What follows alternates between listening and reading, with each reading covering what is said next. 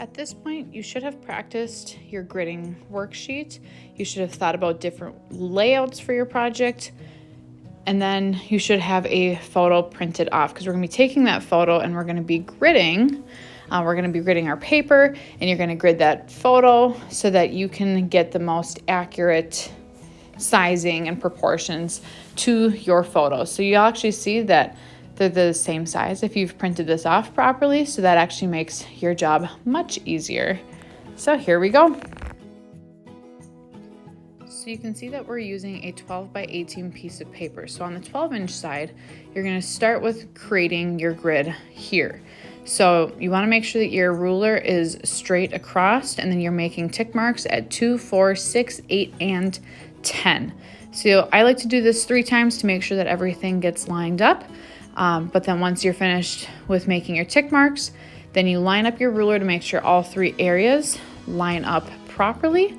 And then you're connecting the dots and making sure you have straight lines. This will make sure that you have an accurate grid.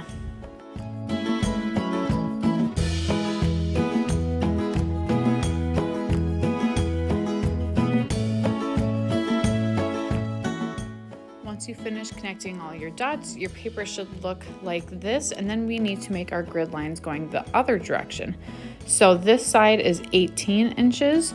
So because we're dividing our paper in half to create symmetry, 18 divided by 2 would be 9. So you find that middle point, and then what I have done is just divide it into 3 sections, because that's easy to divide. 9 divided by 3, so you go 3, 6, 9 for that middle, and then you go 12 and 15, and then same thing, you connect the dots.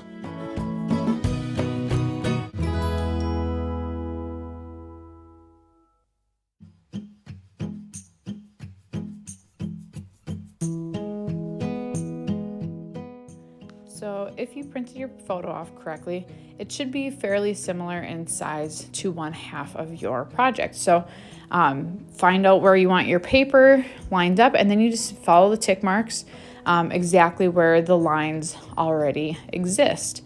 After you make those tick marks, then you get to draw the grid lines across.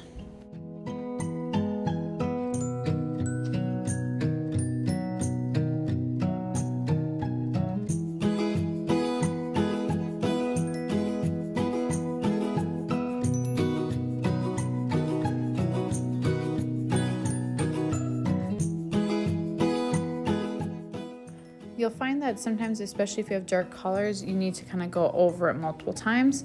And then some people, actually this midline area, because it does line up, if you've done this properly, you can actually cut that off if it's going to bother you, but otherwise you can just use it as a guide. And now this is the time that you can kind of go in and make extra details with colored pencils, crayons, your pencil, anything that maybe you're going to want to make sure is duplicated on the other side.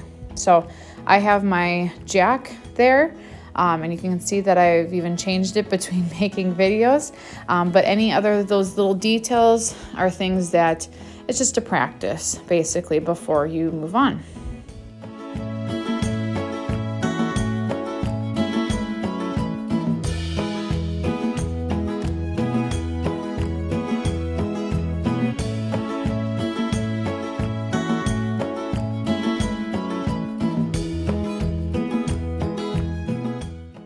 If you've done your gridding properly, basically everything that you're going to have on your paper should be the same exact size as what you're doing for your project. So this is just to make sure that you have accurate symmetry between the 2 sides. So you can see that I'm just doing the gridding method all over again, and these are just for guides. So if there's any tiny details, I would not worry about drawing those in, but take a look and see maybe what I draw and do the best that you can with what you got. So best of luck and happy gridding. One final word of advice for when you are doing this gridding process is make sure that you're trying to draw lightly or dragging your pencil across the paper. This will make it much easier to erase because you're bound to make mistakes. I know I make plenty and you can see them as we watch this video. So make sure that you have an eraser ready and that you are drawing lightly until you get it right. So good luck.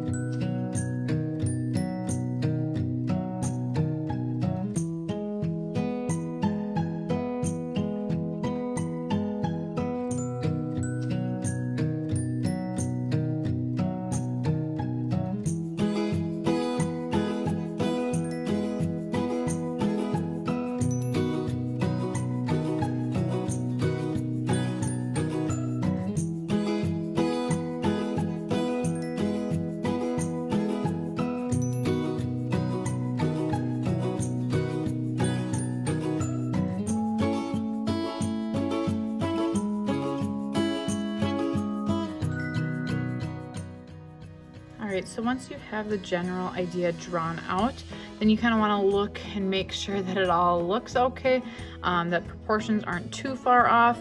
Like I think that this leg should come up a little bit more and not go in over there so far. It looks a little thick.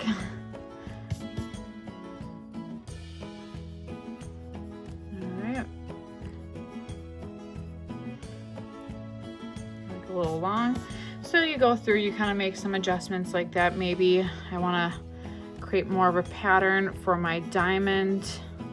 You can think about different and clever suits. They do not have to be the spade or club or diamond or heart. If you have something that really symbolizes your subject, you can feel free to do that.